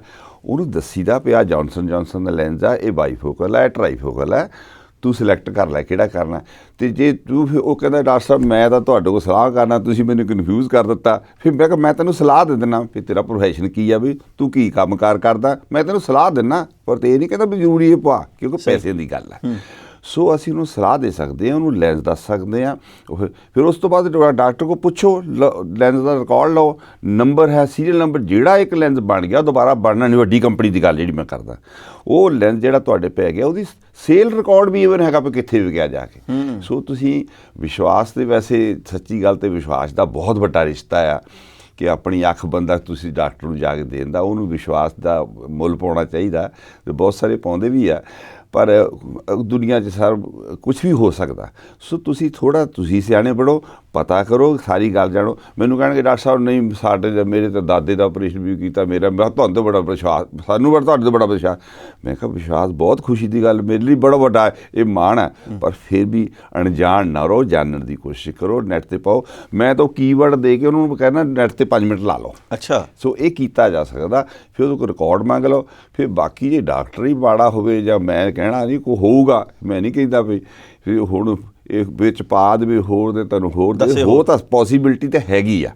ਪਰ ਫਿਰ ਵੀ ਵਿਸ਼ਵਾਸ ਦਾ ਰਿਸ਼ਤਾ, ਜਿਹੜਾ ਵਿਸ਼ਵਾਸ ਪਾਤਰ ਹੈ, ਜਿਹੜਾ ਵਿਸ਼ਵਾਸ ਘਾਤ ਕਰੇਗਾ, ਉਹ ਤਾਂ ਉੱਥੇ ਦੁਨੀਆ 'ਚ ਇਲਾਜ ਹੀ ਕੋਈ ਨਹੀਂ। ਉਹ ਤੇ ਹਰ ਪਾਸੇ ਸਾਡਾ ਧੋਖਾ ਹੋ ਰਿਹਾ। ਗੱਲ ਇਹ ਆ ਵੀ ਜੇਕਰ 15-20 ਹਜ਼ਾਰ ਰੁਪਏ 'ਚ ਬੰਦਾ ਪਰਖਿਆ ਜਾਵੇ, ਇਸ ਤੋਂ ਸਸਤਾ ਵੀ ਕੁਛ ਸਸਤਾ ਸੌਦਾ ਵੀ ਕੋਈ ਨਹੀਂ। ਮੈਂ ਸੋਚੀ ਫਿਰਾਂ ਵੀ ਭਾਈ ਇਹ ਬੰਦਾ ਤਾਂ ਕਰੋੜ ਰੁਪਏ ਦਾ ਤੇ ਪਰਖਿਆ ਗਿਆ 5100 'ਚ, ਤੇ ਹੋਰ ਕੀ ਚਾਹੀਦਾ ਮੈਨੂੰ? ਮੇਰੇ ਪੈਸੇ ਬਚ ਗਏ, ਪਰਖ ਹੋ ਗਈ ਸਸਤੀ। ਨਾਲੇ ਬੰਦਾ ਜੇਕਰ ਗਲਤੀ ਕਰੂਗਾ, ਕੋਈ ਧੋਖਾ ਕਰੂਗਾ, 20 ਨੂੰ ਬੰਦਾ ਤੋੜੂਗਾ ਵੀ ਯਾਰ ਬਚੀ ਉੱਥੇ ਨਾ ਜਾਈ। ਪਰ ਡਾਕਟਰ ਸਾਹਿਬ ਮੈਂ ਨਾ ਬਾਹਰ ਗਿਆ ਸੀ ਜੀ, ਉੱਥੇ ਸਿਹਤ ਦੇ ਪੱਖੋਂ ਹੈ ਤਾਂ ਚਲੋ ਬਹੁਤ ਸੋਹਣੇ ਇਲਾਜ, ਪਰ ਵੇਲਾ ਵਿਹਾ ਦਿੰਦੇ ਆ। ਜੇ ਕਿਸੇ ਨੂੰ ਅੱਖ ਦੀ ਆਪਰੇਸ਼ਨ ਦੀ ਲੋੜ ਅੱਜ ਆ, ਉਹ ਕਹਿ ਦਿੰਦੇ ਵੀ ਤੁਹਾਡੀ 6 ਮਹੀਨੇ ਬਾਅਦ ਦੀ ਅਪੁਆਇੰਟਮੈਂਟ ਆ। ਜੇ ਕਿਸੇ ਨੂੰ ਦੰਦ ਦੀ ਸਮੱਸਿਆ, ਜਾਂ ਤਾਂ ਜਾਓ ਪ੍ਰਾਈਵੇਟ, ਉੱਥੇ ਖੀਸਾ ਬੜਾ ਖਾਲੀ ਹੁੰਦਾ, ਤੇ ਜੇ ਜਾਣਾ ਪ੍ਰਕਿਰਿਆ ਦੇ ਤਹਿਤ ਤੇ ਫਿਰ ਲੰਮਾ ਸਮਾਂ ਲੱਗਦਾ, ਤੇ ਫਿਰ ਇੱਧਰ ਆ ਕੇ ਪਟਕ ਦੇਣੇ ਹੁੰਦਾ। ਉਹਦੇ ਬਾਰੇ ਦੱਸੋ ਵੀ ਭਾਈ ਤਿਆਰੀ ਤੁਹਾਡੀ ਪੂਰੀ ਟਣਾ ਰਹਿੰਦੀ ਹੈ? ਬਿਲਕੁਲ ਠੀਕ ਹੈ ਜੀ। ਗੱਲ ਹੈ ਜੀ, ਅਸੀਂ ਤਾਂ ਸਰਵਾਈਵ ਵੀ ਇਸ ਗੱਲ 'ਤੇ ਕਰਦੇ ਆ। ਅਸੀਂ ਉਹ ਲੋਕ ਆ ਜਿਹੜੇ, ਸਾਡਾ ਹਿਸਟਰੀ ਹੈ ਕਿ ਅਸੀਂ ਰੋਜ਼ ਦਾ ਕੰਮ ਰੋਜ਼ ਮੁਕਾਉਣ ਵਾਲੇ ਲੋਕ ਆ। ਕੋਈ ਅਸੀਂ ਗੋਲਫ ਖੇਡਣ ਵਾਲੇ ਨਹੀਂ। ਸਾਡੀ ਮਾਨਸਿਕਤਾ ਇਹ ਆ, ਅਤੇ ਸਾਡੇ ਕੋਲ ਤਾਂ ਜਿਹੜਾ ਆ ਰਾਤ ਹੋਰ ਲਾ ਲਈ ਕੰਮ ਕਰਨਾ। ਅਸੀਂ NRI ਸੇ 'ਤੇ ਬਹੁਤ ਹੱਦ ਤੱਕ ਨਿਰਭਰ ਵੀ ਹੈਗੇ ਆ। ਤੋ ਇਹਦੇ ਵਿੱਚ ਅਸੀਂ ਹੋਰ ਕੰਪਰੋਮਾਈਜ਼ ਨਹੀਂ ਕਰਦੇ। ਉੱਥੇ ਦਾ ਸਿਸਟਮ ਇਹੋ ਜਿਹਾ, ਉਹ ਡਾਕਟਰਾਂ ਦਾ ਵੀ ਕਸੂਰ ਨਹੀਂ, ਇੱਕ ਸਿਸਟਮ ਹੈ, ਉਹਦੇ ਵਿੱਚੋਂ ਲੰਘਣਾ ਪੈਂਦਾ ਆ ਉਹਨਾਂ ਨੂੰ। ਫਿਰ ਉਹਨੇ ਥੋੜ੍ਹੇ ਆਪਰੇਸ਼ਨ ਕਰਨੇ ਆ, ਸਟਾਫ ਘੱਟ ਹੈ, ਔਰ ਉਹ ਚਿੱਟੇ ਮੋਤੀ ਤੋਂ ਫਿਰ ਕਾਲਾ ਮੋਤੀ ਹੁੰਦਾ ਜਦ ਤੱਕ ਉਹਨੂੰ ਅਪਾਇੰਟਮੈਂਟ ਆਉਂਦੀ ਆ। ਜਾਂ ਜੇ ਕੰਜਕਟੀਵਾਈਟਿਸ ਹੋਇਆ ਤਾਂ ਉਦੋਂ ਤੱਕ ਆਪੇ ਹੀ ਠੀਕ ਹੋ ਜਾਂਦਾ ਆ, ਅਤੇ ਜਾਂ ਨੁਕਸਾਨ ਹੋ ਜਾਂਦਾ ਆ। ਉਹ ਵਧੀਆ ਉੱਥੇ ਕੰਮ ਹੁੰਦਾ, ਮੈਂ ਨਹੀਂ ਕਹਿਣਾ ਚਾਹੁੰਦਾ, ਪਰ ਉਹਦਾ ਸਿਸਟਮ ਜਿਹੜਾ ਆ ਬਹੁਤ ਸਾਰੇ countries, European countries, north American countries ਦੇ ਵਿੱਚ ਹਾਲਾਤ ਹੈ ਕਿ ਸਾਡੇ ਲੋਕ ਬੜੇ ਨਿਰਾਸ਼ ਨੇ। ਉੱਥੇ ਬੰਦੇ ਦੇ ਸੱਟ ਲੱਗੀ, ਉਹਦਾ MRI ਕਰਨਾ, ਬ੍ਰੇਨ ਕਰਨਾ, ਕੋਈ ਐਮਰਜੈਂਸੀ ਆ, ਉਹਨੂੰ 6 ਮਹੀਨੇ ਤੇ ਉਹਦਾ ਵੈਸੇ ਫੈਸਲਾ ਹੋ ਜਾਣਾ। ਸੋ ਇਹਦੇ ਵਿੱਚ ਕੋਈ ਸੁਧਾਰ ਹੋਣਾ ਚਾਹੀਦਾ। ਸਾਨੂੰ ਖੁਸ਼ੀ ਹੋਏਗੀ ਜੇ ਸੁਧਾਰ ਕਰਨਗੇ। ਇਸੇ ਲਈ ਲੋਕ ਸਾਡੇ ਕੋਲ ਆਉਂਦੇ ਨੇ, ਅਸੀਂ ਤਾਂ ਆਉਂਦੇ ਨਹੀਂ, ਅਤੇ ਉਹਨਾਂ ਨੂੰ ਫਟਾਫਟ ਉਹਦਾ ਇਲਾਜ ਕਰ ਦਿੰਦੇ, ਅਤੇ ਕਰਨਾ ਚਾਹੀਦਾ। ਅਸੀਂ ਕਰਦੇ ਰਹਾਂਗੇ। ਡਾਕਟਰ ਸਾਹਿਬ ਚਲੋ ਮੰਨਿਆ ਵੀ ਭਾਈ ਮੇਰੇ ਵਰਗਾ ਬੰਦਾ ਜਾਂ ਕੋਈ ਵੀ ਹੋਰ ਉਮਰ ਦੀਆਂ ਪੌੜੀਆਂ ਚੜ੍ਹਿਆ ਬੰਦਾ, ਆਪਾਂ ਕਹਿੰਦੇ ਵੀ ਭਾਈ ਇਹ ਜਿਹੜੀਆਂ ਅੱਖਾਂ ਇਹ ਹੈਗੀਆਂ ਵੀ ਤਾਂ ਚਲੋ 50 ਸਾਲ ਪੁਰਾਣੀਆਂ ਨਾ, ਇਹਨਾਂ ਨੇ ਮਾੜਾ ਮੋਟਾ ਘਸੀਆਂ ਵੀ ਹੋਣੀਆਂ। ਮੇਰੇ ਮਾਤਾ ਜੀ ਕਹਿੰਦੇ ਮੇਰੇ ਗੋਡੇ ਨਹੀਂ ਚੱਲਦੇ। ਮੈਂ ਕਿਹਾ ਗੋਡੇ ਮਾਤਾ ਜੀ ਹੈ ਵੀ ਤਾਂ 65 ਸਾਲ ਪੁਰਾਣੇ। ਠੀਕ ਹੈ ਨਾ, ਮਤਲਬ ਕਿੰਨਾ ਸਫ਼ਰ ਕਰ ਚੁੱਕੇ ਆ, ਕਿੰਨਾ ਸਫ਼ਰ ਆਪਾਂ ਤੈਅ ਕਰ ਲਿਆ। ਸੋ ਨੱਕ ਦੀ ਕਿੰਨੀ ਵਰਤੋਂ ਕਰ ਲਈ, ਕੰਨਾਂ ਦੀ ਕਿੰਨੀ ਕਰ ਲਈ, ਇੱਕ ਨਾ ਇੱਕ ਨੇ ਤਾਂ ਜਵਾਬ ਹੌਲੀ ਹੌਲੀ ਦਿੰਦੇ ਘੱਸਦੇ ਹੀ ਆ ਇਹ। ਪਰ ਗੱਲ ਇਹ ਵੀ ਕਈ ਬੱਚਿਆਂ ਦੇ ਵੀ 4-5 ਸਾਲ ਦੀ ਉਮਰ ਆ, ਉਹਨਾਂ ਦੇ ਵੀ ਮੋਟੀ ਐਨਕ ਲੱਗੀ ਆ। ਉਹ ਦੁੱਖ ਹੁੰਦਾ ਉਹਨਾਂ ਦੇ ਡੈਡੀ ਮੰਮੀ ਬਿਲਕੁਲ ਠੀਕ ਆ, ਉਹ ਕੀ ਐਸਾ ਨੁਕਸ ਪੈ ਜਾਂਦਾ ਹੋਊਗਾ ਤੁਹਾਡੇ ਖਿਆਲ 'ਚ? ਠੀਕ ਹੈ ਤੁਹਾਡੀ ਗੱਲ। ਪਹਿਲੀ ਗੱਲ ਤਾਂ ਜਿਹੜੀ ਤੁਸੀਂ ਗੱਲ ਜਵਾਬ ਦਿਆ ਵੀ ਮੈਂ ਕਹਿੰਦਾ ਹੁੰਦਾ ਵੀ ਉਹ ਕਹਿਣ ਡਾਕਟਰ ਸਾਹਿਬ ਦੇਖੋ ਆਹ ਹੋ ਗਿਆ ਮੈਂ ਕਿਹਾ ਉਹ ਟੈਕਸ ਦੇਣਾ ਪੈਂਦਾ ਉੱਪਰ ਦਾ। ਜੀਣਾ ਵੀ ਤੁਸੀਂ ਲੰਮਾ ਚਾਹੁੰਦੇ ਤੁਸੀਂ ਟੈਕਸ ਦੇ ਰਹੇ, ਵਾਲ ਚਿੱਟੇ ਹੋ ਗਏ, ਕੰਨਾਂ ਸੁਣਨਾ ਘੱਟ ਹੋ ਗਿਆ, ਟੈਕਸ ਨਹੀਂ। ਚਲੋ ਉਹ ਤਾਂ ਇੱਕ ਚਿੱਟਾ ਮੋਤੀਆ ਤਾਂ ਹੈ ਹੀ ਪੂਰਾ ਟੈਕਸ, ਉਹ ਤਾਂ ਬਿਮਾਰੀ ਹੈ ਹੀ ਨਹੀਂ ਕੋਈ ਕਿ ਚਿੱਟਾ ਮੋਤੀਆ, ਇਸ ਕਰਕੇ ਜਿਹੜੀ 80-90% ਇਲਾਜ ਕਰਦੇ ਆ। ਅਗਲੀ ਇਹ ਤੁਸੀਂ ਬੱਚਿਆਂ ਦੀ ਗੱਲ ਕੀਤੀ ਹੈ। ਦੇਖੋ ਪਰਮਾਤਮਾ ਬੜਾ ਕੰਪਲੀਟ ਹੈ ਕੁਛ ਹੈ ਜਾਂ, ਪਰ ਫਿਰ ਵੀ ਜੇ ਕਹੋ ਕਿ ਕਿਸੇ ਦੇ 6 ਉਂਗਲਾਂ ਹੋ ਜਾਂਦੀਆਂ, ਕਿਸੇ ਦੇ 5 ਉਂਗਲਾਂ ਹੋ ਜਾਂਦੀਆਂ, ਕਿਸੇ ਦੀ ਉਂਗਲ ਨਹੀਂ ਹੁੰਦੀ। ਇਸੇ ਤਰ੍ਹਾਂ ਵੀ ਅੱਖ ਦੀ ਡਿਵੈਲਪਮੈਂਟ ਵੀ ਜਿਹੜੀ ਹੈ ਨਾ, ਡਿਵੈਲਪਮੈਂਟਲ ਮਾਇਓਪੀਆ ਜਾਂ ਹਾਈਪਰਮੈਟ੍ਰੋਪੀਆ, ਉਹ ਜਦੋਂ ਮੈਂ ਗੱਲ ਕੀਤੀ ਸੀ ਨਾ, ਜਦੋਂ ਉੱਤੇ ਨੂੰ ਵੱਧਦਾ ਅਤੇ ਅੱਖ ਅੱਗੇ ਪਿੱਛੇ ਵੱਧਦੀ ਆ, ਉਹ ਕਦੀ ਛੋਟੀ ਰਹਿ ਜਾਂਦੀ, ਕਦੇ ਅੱਗੇ ਟੱਪ ਜਾਂਦੀ ਹੈ। ਜੇ ਅੱਗੇ ਟੱਪ ਗਈ ਤਾਂ ਉਹਦੇ ਮਾਈਨਸ ਨੰਬਰ ਰਹਿਣਾ, ਜੇ ਸਿਰੇ 'ਤੇ ਠੀਕ ਜਗ੍ਹਾ ਨਾ ਪਹੁੰਚੀ ਤਾਂ ਪਲੱਸ ਨੰਬਰ ਰਹਿ ਜਾਣਾ। ਸੋ ਇਹ 14-15% ਲੋਕ ਆ ਜਿਹਨਾਂ ਨੂੰ ਐਨਕ ਲੱਗਣੀ ਆ। ਉਹ ਪਹਿਲਾਂ ਤੁਸੀਂ ਹੁਣ ਇਹ ਕਹੋਗੇ ਜੀ ਪਹਿਲਾਂ ਤਾਂ ਉਹ ਲੱਗਦੀਆਂ ਨਹੀਂ ਸੁਣੀਆਂ, ਉਹਦੇ 2 ਕਾਰਨ ਨੇ। ਇੱਕ ਤਾਂ ਉਦੋਂ ਪਤਾ ਨਹੀਂ ਸੀ ਹੁੰਦਾ ਆਪਣੇ ਕੋਲ ਜਾਂ ਲੋੜ ਨਹੀਂ ਸੀ ਹੁੰਦੀ। ਜੇ ਹੁਣ ਪਸ਼ੂ ਚਾਰਨ ਵਾਲੇ ਬੰਦੇ ਤੇ ਹੁਣ ਤੁਹਾਡੇ ਵਰਗੇ ਬੰਦੇ ਸਾਰਾ ਦਿਨ ਕੰਮ ਫਰਕ ਹੈ ਨਾ, ਤਾਂ ਹੁਣ ਲੋਕ ਪੜ੍ਹ ਲਿਖ ਗਏ ਆ, ਫੈਸਿਲਿਟੀਜ਼ ਹੋ ਗਈਆਂ, ਉਹ ਡਾਇਗਨੋਸ ਜ਼ਿਆਦਾ ਹੋਣ ਲੱਗ ਪਿਆ। ਦੂਜੀ ਗੱਲ ਇਹ ਕਿ ਸਾਡੀ ਜੀਵਨ ਸ਼ੈਲੀ ਜ਼ਰੂਰ ਬਦਲੀ ਹੈ, ਤੁਹਾਡਾ ਮੈਂ ਸਹਿਮਤ ਹਾਂ ਵੀ ਆਪਾਂ ਮੋਬਾਈਲ ਦੇਖੀ ਜਾਂ ਹੁਣ ਬਹੁਤ ਸਾਰੀਆਂ ਸਟੱਡੀਜ਼ ਹੋ ਗਈਆਂ ਜਿਹੜੇ ਮੋਬਾਈਲ ਦੇਖਦੇ ਉਹਨੂੰ ਮਾਇਓਪੀਆ ਹੋ ਜਾਂਦਾ, ਚਾਈਨੀਜ਼ ਮਾਇਓਪੀਆ ਜ਼ਿਆਦਾ, ਜੈਨੇਟਿਕਸ ਦੇ ਵਿੱਚ ਸੰਬੰਧ ਹੈ। ਪਰ ਪਿਓਰਲੀ ਜੈਨੇਟਿਕਸ ਦੀ ਜਿਹੜੀ ਗੱਲ ਕਹਿੰਦੇ ਮਾਂ ਪਿਓ ਨੂੰ ਐਨਕ ਹੈ ਨਹੀਂ, ਬੱਚੇ ਨੂੰ ਲੱਗ ਗਈ, ਉਹ ਇੱਕ ਡਿਵੈਲਪਮੈਂਟਲ ਹੁੰਦਾ। ਅਤੇ ਜਿਹੜੀ ਮਾਂ ਪਿਓ ਨੂੰ ਅਤੇ ਬੱਚੇ ਨੂੰ ਲੈ ਕੇ ਉਹ ਥੋੜ੍ਹੀ ਸੀਰੀਅਸ ਡਿਜ਼ੀਜ਼ ਹੁੰਦੀ ਆ, ਉਹ ਬਹੁਤ ਘੱਟ ਹੁੰਦੀ ਆ। ਇਸ ਕਰਕੇ ਐਨਕ ਦਾ ਲੱਗ ਜਾਣਾ ਕਦੀ ਬਹੁਤ ਵਾਰੀ ਇਹ ਨਾ ਸਮਝੋ ਕਿ ਬਿਮਾਰੀ ਆ, ਉਹਦੀ ਲੋੜ ਪੈ ਗਈ ਉਹਨੂੰ। ਕੱਦ ਛੋਟਾ ਹੀ ਆਪਾਂ ਜੁੱਤੀ ਉੱਚੀ ਲੱਡੀ ਵਾਲੀ ਜੁੱਤੀ ਜਾ ਕੇ ਸਾਰ ਲਿਆ, ਇੱਕ ਸਹਾਇਤਾ ਆ, ਇਹਨੂੰ ਬਹੁਤੀ ਵਾਰੀ ਨਾ ਸਮਝੋ। ਪਰ ਫਿਰ ਵੀ ਐਨਕ ਵਾਲੇ ਜਾਂ ਦੂਜੇ ਐਨਕ ਵਾਲਿਆਂ ਨੂੰ ਵੀ, ਖਾਸ ਕਰਕੇ ਸ਼ੂਗਰ ਵਾਲਿਆਂ ਨੂੰ, ਆਪਣਾ ਪਰਦਾ ਜ਼ਰੂਰ ਦਿਖਾ ਲੈਣਾ ਚਾਹੀਦਾ ਕਿ ਐਨਕ ਦਾ ਨੰਬਰ ਜ਼ਿਆਦਾ ਹੋਇਆ ਅਤੇ ਪਰਦੇ 'ਤੇ ਖਿੱਚ ਪੈਣੀ ਹੈ ਅਤੇ ਪਰਦਾ ਡਿੱਗ ਪੈਣਾ, ਉਹਦਾ ਅਸੀਂ ਪਹਿਲਾਂ ਇਲਾਜ ਕਰ ਲੈਂਦੇ ਹਾਂ। ਇਹ ਜ਼ਰੂਰੀ ਹੈ। ਬਹੁਤ ਖੂਬ। ਅੱਜ ਕੱਲ੍ਹ ਨਾ ਵੈਸੇ ਲੋਕ ਆਪਦੀ ਸਿਹਤ ਦੇ ਪ੍ਰਤੀ ਜਾਗਰੂਕ ਵੀ ਹੋ ਰਹੇ ਆ, ਬਹੁਤ ਹੋ ਰਹੇ। ਮੇਰੇ ਕਈ ਮਿੱਤਰ ਪਾਲਕ ਹੀ ਖਾ ਜਾਂਦੇ, ਕਾਫੀ ਕੱਚੀ ਗਾਜਰਾਂ ਬੜੀਆਂ ਖਾਂਦੇ, ਓਵਰਡੂ ਕਰਦੇ ਸਾਡੇ ਲੋਕ। ਜਿਸ ਪਾਸੇ ਐਕਸਟ੍ਰੀਮਿਸਟ ਹੈ ਨਾ ਵਿਊ ਦੇ, ਜਿੱਧਰ ਚੱਲ ਪਏ ਹਟਦੇ ਹੀ ਨਹੀਂ। ਬਿਲਕੁਲ। ਅਤੇ ਕਿੰਨਾ ਕੁ ਫਾਇਦਾ ਹੁੰਦਾ ਜਿਹੜੀਆਂ ਹਰੀਆਂ ਪੱਤੇਦਾਰ ਸਬਜ਼ੀਆਂ, ਉਹਦੇ ਨਾਲ ਅੱਖਾਂ ਦੇ ਉੱਤੇ, ਸਿਹਤ ਦੇ ਉੱਤੇ ਕਿੰਨਾ ਕੁ ਚੰਗਾ ਅਸਰ ਪੈਂਦਾ? ਦੇਖੋ ਸਾਡੀ ਨੇ ਖੁਰਾਕ ਦੇ ਕੁਛ ਵਿਟਾਮਿਨਸ ਚਾਹੀਦੇ ਹੁੰਦੇ ਨੇ, ਰਫੇ ਚਾਹੀਦਾ, ਇਹ ਚੀਜ਼ਾਂ ਸਾਨੂੰ ਵਿਟਾਮਿਨਸ ਦਿੰਦੀਆਂ ਨੇ। ਫਰੂਟਸ, ਵੈਜੀਟੇਬਲ, ਸਲਾਦ, ਇਹ ਸਾਡੀ ਪ੍ਰੋਟੀਨ, ਕਾਰਬੋਹਾਈਡਰੇਟ ਨੂੰ ਅਬਜ਼ੋਰਬ ਕਰਨ 'ਚ ਇੱਕ ਸਿਸਟਮ ਆ, ਉਹਦੇ ਵਿੱਚ ਇਹਦੇ ਦੀ ਲੋੜ ਹੈ, ਐਂਜ਼ਾਈਮਸ ਹੈਗੇ ਨੇ, ਤਾਂ ਇਹ ਚੰਗੀਆਂ ਚੀਜ਼ਾਂ। ਪਰ ਓਵਰਡੂ ਬਹੁਤ ਕਰਦੇ ਨੇ ਲੋਕ। ਫਿਰ ਗਾਜਰ ਖਾਣਾ ਦੇ ਗਾਜਰ ਹੀ ਮੁਕਾਉਣ ਦੇ ਬਾਜ਼ਾਰ 'ਚੋਂ। ਜੇ ਰਾਮਦੇਵ ਨੇ ਕਹਿਤਾ ਵੀ ਤੋਰੀਆਂ ਖਾਣੀਆਂ ਬੰਦ ਕਰੋ, ਸਾਰੀਆਂ ਤੋਰੀਆਂ ਬੰਦ ਹੋ ਗਈਆਂ, ਅਤੇ ਫੁੱਲਾਂ ਰਸ ਪਕਾ ਦਿਓ, ਸ਼ੁਰੂ ਹੋ ਗਿਆ। ਥੋੜ੍ਹੇ ਜਿਹੇ ਐਕਸਟ੍ਰੀਮਿਸਟ ਵੀ ਹੁੰਦੇ ਆ, ਬੈਲੈਂਸ ਨਹੀਂ ਹੈ, ਬਾਈ ਨੇਚਰ ਹੀ ਆ ਉਹ। ਕਿਉਂ ਖਾਧਾ ਪੀਤਾ ਲਾਹੇ ਦਾ, ਬਾਕੀ ਬਦਾਲੇ ਸ਼ਾਇਦ ਉਹ ਅਸੀਂ ਲੰਘੇ ਹੋਏ ਨਾ ਵੀ ਜ਼ਿੰਦਗੀ ਇੱਕ ਦਿਨ ਲਈ ਜੀਤੇ ਨੇ। ਐਕਸਟ੍ਰੀਮਿਸਟ ਵਿਊਜ਼ ਦੇ ਅਸੀਂ ਲੋਕ ਹੈਗੇ ਆ, ਅਤੇ ਇਸ ਕਰਕੇ ਅਸੀਂ ਉਸ ਪਾਸੇ ਨੂੰ ਤੁਰ ਪੈਂਦੇ ਹਾਂ। ਬਾਕੀ ਤੁਹਾਨੂੰ ਅੱਜ ਕੱਲ੍ਹ ਬੜੀ ਨੌਲੇਜ ਮਿਲ ਜਾਂਦੀ ਇੰਟਰਨੈਟ ਤੋਂ, ਕਿੰਨਾ ਆਪਾਂ ਨੂੰ ਖਾਣਾ ਚਾਹੀਦਾ, ਕੀ ਕਰਨਾ ਚਾਹੀਦਾ। ਬਹੁਤ ਖੂਬ ਜੀ, ਬਹੁਤ ਖੂਬ। ਕੋਈ ਇਹੋ ਜਿਹੇ ਮਰੀਜ਼ ਤੁਹਾਡੇ ਕੋਲ ਤਾਂ ਹਰ ਮਹੀਨੇ, ਹਰ ਹਫ਼ਤੇ ਜਾਂ ਹਰ ਰੋਜ਼ ਆਉਂਦੇ ਹੋਣੇ ਆ, ਜਿਹੜੇ ਕਦੇ ਆਪਦੇ ਦਿਲ ਦੇ ਐਸੇ ਭਾਵ ਦੱਸਦੇ ਹੋਣ ਵੀ ਡਾਕਟਰ ਸਾਹਿਬ ਇਉਂ ਸੰਕਟ ਆ ਗਿਆ ਸੀ, ਤੁਹਾਡੇ ਕੋਲੇ ਆ ਗਏ ਅਤੇ ਇਉਂ ਹੱਲ ਹੋ ਗਿਆ, ਤੁਹਾਡੇ ਧੰਨਵਾਦੀ, ਤੁਸੀਂ ਵੀ ਪਸੀਜ ਜਾਂਦੇ ਹੋ? ਬਿਲਕੁਲ। ਕੋਈ ਇੱਦਾਂ ਦੇ ਕੋਈ ਵਾਕਿਆ ਯਾਦ? ਬਹੁਤ ਜ਼ਿਆਦਾ ਜੀ। ਮੈਂ ਕਹਿੰਦਾ ਜ਼ਿੰਦਗੀ ਦੇ ਖੁਸ਼ੀ ਦੇ ਸਭ ਤੋਂ ਪਲ ਉਦੋਂ ਹੁੰਦੇ ਆ ਜਦੋਂ ਕਹਿੰਦਾ ਡਾਕਟਰ ਸਾਹਿਬ ਇੱਕ ਨਵੀਂ ਜ਼ਿੰਦਗੀ ਮਿਲ ਗਈ, ਮੈਨੂੰ ਕੁਛ ਨਹੀਂ ਸੀ ਦਿਸਦਾ, ਮੈਨੂੰ ਸਭ ਕੁਝ ਦਿਸਣ ਲੱਗ ਪਿਆ, ਮੈਨੂੰ ਨੇੜੇ ਵੀ ਦਿਸਣ ਲੱਗ ਪਿਆ, ਮੈਨੂੰ ਬੱਚਿਆਂ ਦੇ ਮੂੰਹ ਦਿਸਣ ਲੱਗ ਪਿਆ। ਮੈਨੂੰ ਇੱਥੇ ਇੱਕ ਇੰਸੀਡੈਂਟ ਯਾਦ ਆਇਆ ਕਿ ਇੱਕ ਰਾਜਸਥਾਨ 'ਚ ਗੰਗਾ ਨਗਰ ਇੱਕ ਹੌਸਪੀਟਲ ਹੈ, ਉੱਥੇ ਇੱਕ ਬਜ਼ੁਰਗ ਆ ਮੇਰੇ ਕੋਲ ਲੈ ਕੇ ਆਏ। ਉਹ ਬਜ਼ੁਰਗ ਦੀ ਸੀ ਵੀ ਉਹ ਇੱਕ ਡਰੋਪ ਅਲਰਜੀ ਦਾ, ਉਹਦੇ ਇੱਕ ਡਰੋਪ ਵੀ ਪਾਉਂਦੇ ਸੀ ਤਾਂ ਉਹਨੂੰ ਅਲਰਜੀ ਹੋ ਜਾਂਦੀ ਸੀ।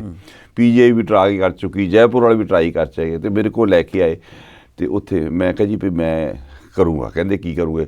ਉਹ ਮੈਂ ਸੇਲਾਈਨ ਜਿਹੜਾ ਸੀ ਠੰਡਾ ਕਰ ਦਿੱਤਾ ਸਾਰਾ, ਠੰਡਕ ਵੀ ਜਿਹੜੀ ਪਰ ਦਰਦ ਨਹੀਂ ਨਾ ਹੋਣ ਦਿੰਦੀ, ਅਤੇ ਉਹਦਾ ਦੋਨਾਂ ਅੱਖਾਂ ਦਾ ਇਕੱਠਾ ਆਪਰੇਸ਼ਨ ਕਰ ਦਿੱਤਾ। ਅਤੇ ਉਹ ਜਾਟ ਉਹਦੇ ਨਾਲ ਜੀਪਾਂ ਜੂਪਾਂ ਦੇ ਲੈ ਕੇ ਆਏ, ਅਤੇ ਜਦੋਂ ਬਾਹਰ ਨਿਕਲਿਆ ਨਾ ਅਤੇ ਕਹਿੰਦਾ ਉਹ ਅਬ ਤਾਂ ਮੁਝੇ ਪੋਤਰਾ ਵੀ ਦਿਖੇ। ਵਾਹ ਵਾਹ। ਅਤੇ ਉਹ ਜਿੱਦਣ ਉਹ ਖੁਸ਼ੀ ਹੋਈ ਹੈ ਨਾ, ਉੱਤੇ ਅਖਬਾਰਾਂ ਨੇ ਬੜੀਆਂ ਵੱਡੀਆਂ ਖਬਰਾਂ ਲਾਈਆਂ ਸੀ।